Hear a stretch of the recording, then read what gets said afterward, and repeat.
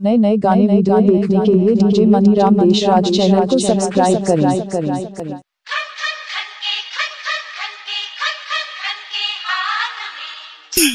DJ Anil Sarital DJ Maniram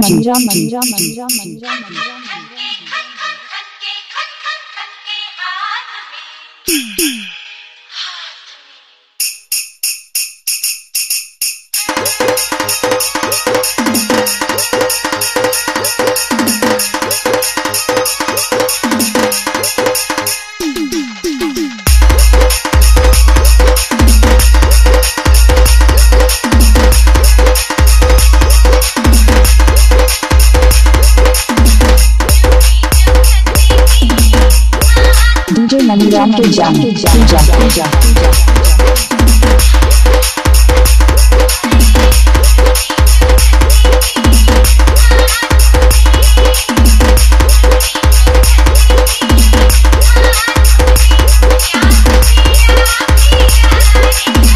Maniram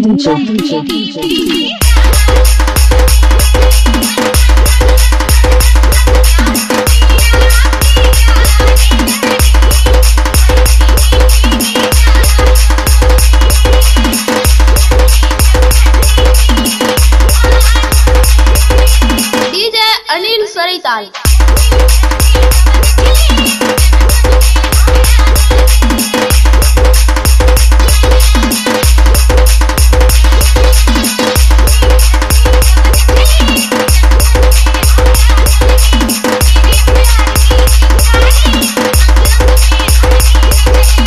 DJ Maniram के पूजा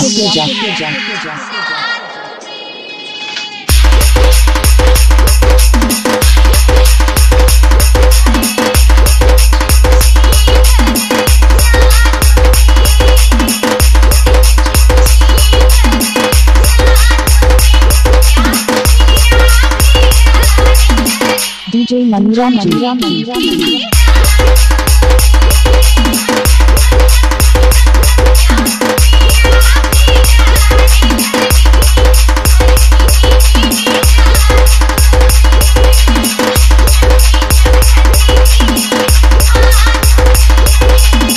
Maniram Deshraj channel.